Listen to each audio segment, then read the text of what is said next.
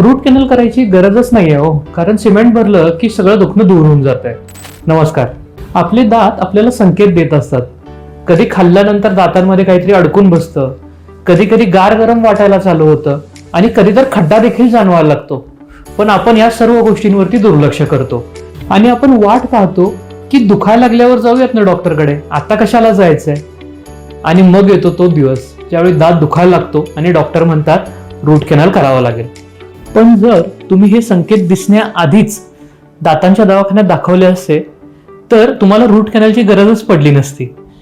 फक्त एका सोप्या सिमेंट फिलिंगने देखील तुमचा त्रास पूर्णपणे कमी झाला असता.